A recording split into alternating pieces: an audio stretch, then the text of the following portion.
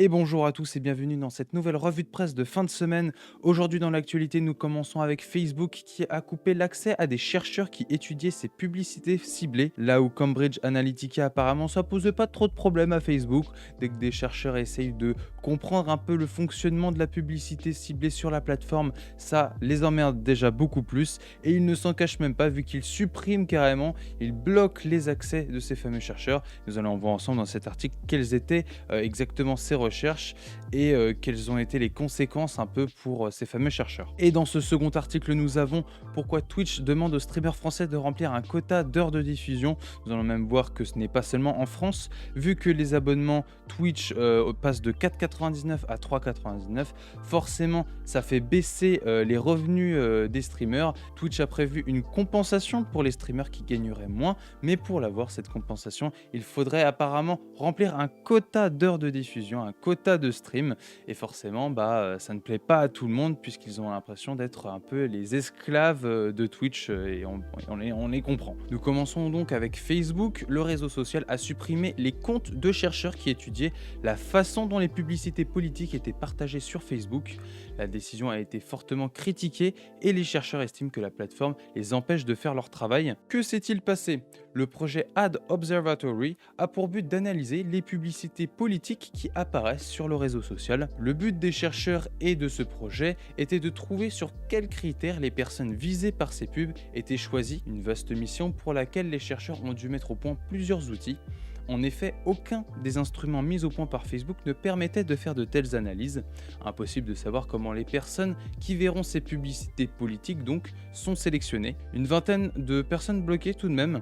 Les données obtenues ont permis de mettre en avant certains problèmes de Facebook, comme le fait que les publicités politiques n'étaient pas toujours bien labellisées comme telles, contrairement à ce qui avait été promis, ou encore que les fake news et les articles politiques d'extrême droite ont reçu bien plus de traction sur Facebook que les autres. Des arguments fallacieux comme Facebook sait si bien les faire, bien évidemment. Le communiqué de presse mettait en avant le fait que les chercheurs ne respectaient pas les conditions d'utilisation de Facebook.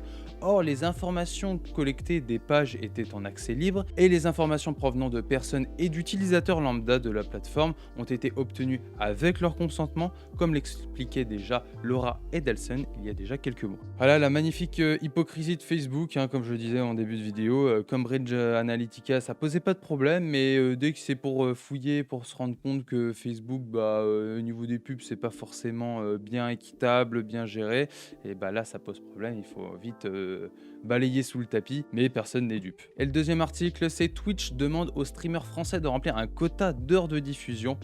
Les streamers vont-ils devoir faire le 35 heures?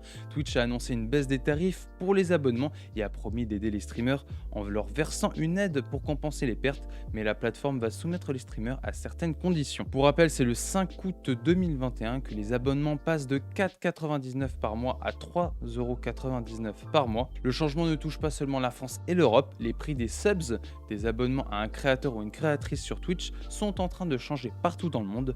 Résultat, au lieu d'avoir un prix unique d'abonnement pour tout le monde qui était de 4,99 $, Twitch a maintenant une tarification locale pour chaque pays. Mais ce changement de prix a également un impact important sur les streamers. En effet, les créateurs vont être les premiers affectés par la baisse des prix. Leurs revenus seront d'autant plus réduits que Twitch récupère 50% de la somme versée, peu importe le prix. Pour essayer de limiter les pertes des créateurs de contenu, Twitch a décidé de mettre en place ce qu'ils appellent un ajustement du revenu incitatif. On a l'impression d'être sur le site de la CAF avec ce genre avec ce genre d'expression. Concrètement, cet ajustement des revenus serait une aide versée directement aux streamers qui compenserait le manque à gagner dû à la baisse du prix des subs de Twitch. Tant que les créateurs streament au moins 85% de ces heures de départ en live au cours d'une période d'un mois et remplis d'autres critères spécifiques d'éligibilité, nous verserons aux créateurs un ajustement du revenu incitatif afin de compenser toute perte de revenus liée aux abonnements, précise Twitch. Beaucoup de streamers et streameuses en colère, comme vous pouvez le voir sur ces différents tweets. Après, moi j'attends de voir, hein, les premiers mois forcément vont être plus difficiles car le prix des subs va diminuer. Mais peut-être que c'est 1 €, ce sont les 1 € qui manquent à certaines personnes pour pouvoir subs. Et on va peut-être se retrouver avec des streamers qui vont voir leur nombre de subs augmenter. Je pense que c'est ce qui va se passer, j'espère que c'est ce qui va se passer pour le bien de Twitch et de tous les streamers et streameuses qui sont sur la plateforme. Nous poursuivons avec les actus en mode speedrun et nous démarrons avec l'iPhone qui va détecter les photos d'abus sexuels sur des enfants. Apple a dévoilé son projet de scanner les iPhones américains à la recherche d'images d'abus sexuels sur des enfants. S'il en trouve stockées sur iCloud ou l'application Message, il les signalera aux forces de l'ordre. Cependant, ce système fait craindre à certains chercheurs en sécurité que le système puisse être utilisé à mauvais escient. En effet, les gouvernements pourraient chercher à surveiller leurs citoyens et le monde dans lequel on vit, c'est toujours le même débat, c'est vaut-il mieux plus de sécurité et moins de liberté ou plus de liberté mais peut-être moins de sécurité. Et là, iPhone a décidé de primer la sécurité sur la liberté. Google licencie des dizaines d'employés par an pour vol et revente de données confidentielles. Les salariés mis en cause le sont pour des raisons diverses et variées, vol, fuite ou transfert des données des utilisateurs à d'autres employés de la firme. En 2018, par exemple, ce sont 18 employés qui sont mis à la porte pour des raisons de sécurité. En 2019, le chiffre grimpe à 26 et l'année dernière, Google s'est séparé tout de même de 36 salariés, toujours pour les mêmes raisons. Après, il faut être relatif par rapport à ça. Google, c'est quand même 50 000 employés. Du coup, 36 sur 50 000 employés, ça reste quand même une minorité. Nous passons dans une petite partie innovation avec ce curieux avion à 3 ailes pour réduire les émissions de CO2. L'industrie aérienne met les bouchées doubles pour réduire ses émissions de CO2.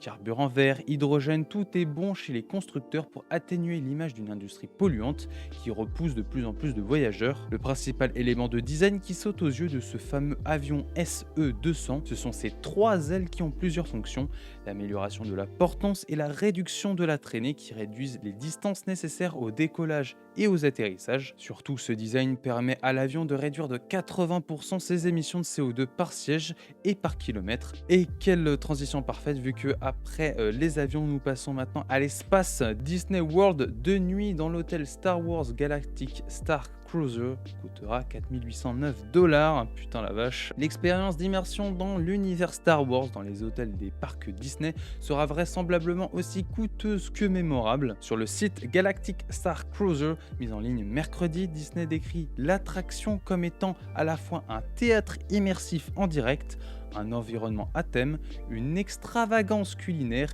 et un jeu de rôle dans la vie réelle.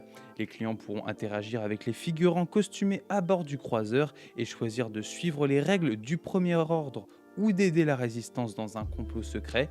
Les participants pourront décider de s'engager dans la narration ou de rester spectateurs. Bon, 4 800 €, ça reste une somme, je ne sais pas si ça les vaut, mais je pense qu'on peut malgré tout faire confiance à Disney en ce qui concerne la mise en scène, au niveau des lieux, des personnages, bien évidemment des personnes costumées qui sont sur place.